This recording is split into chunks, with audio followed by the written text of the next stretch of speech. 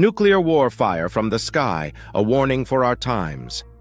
Then the kings of the earth, the princes, the generals, the rich, the mighty, and everyone else will call to the mountains and the rocks, "Fall on us and hide us from the face of him who sits on the throne." The devastating reality of nuclear war. Imagine, for a moment, the fireball of a nuclear explosion. At ground zero, where the bomb hits, the temperature reaches millions of degrees Fahrenheit, hotter than the surface of the sun. In that instant, bodies are vaporized, turned to ash and nothingness before a single scream can escape.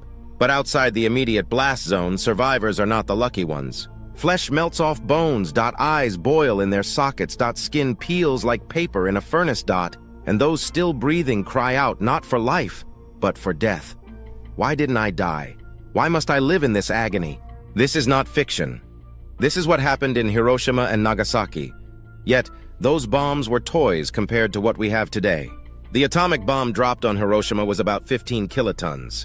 Today's nuclear weapons reach into the megaton range, hundreds, even 1,000 times more powerful. A single modern nuclear bomb could incinerate an entire city. A full-scale war could leave billions dead, and the Earth itself poisoned. The silent killer, nuclear radiation. But the horror doesn't end with the fireball.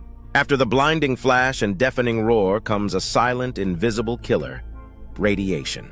In milliseconds, a nuclear explosion releases a flood of gamma rays, neutrons, and radioactive particles into the air. This radiation tears through human cells. It damages DNA instantly. Blood vessels burst. Internal organs begin to fail. Hair falls out in clumps. Skin turns black and sloughs off. People who seem uninjured at first collapse days or even hours later, vomiting, bleeding, and burning from the inside out.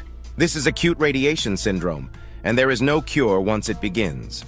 And the poison does not stay in one place. Winds carry radioactive dust, fallout, for hundreds of miles. It falls on crops. It seeps into water. It enters lungs with every breath. Even unborn children in the womb are not safe. Mutations, birth defects, lifelong suffering. And what's most horrifying? All of this begins in the blink of an eye. In just milliseconds, the world is changed forever.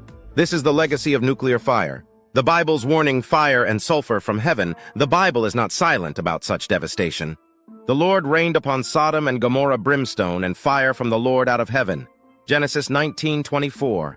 This is sulfur, a burning, choking gas, and fire raining from above. It is written in the Bible, Luke 17:29-30. But the day Lot left Sodom, fire and sulfur rained down from heaven and destroyed them all. It will be just like this on the day the Son of Man is revealed. This directly connects sulfur and fire from heaven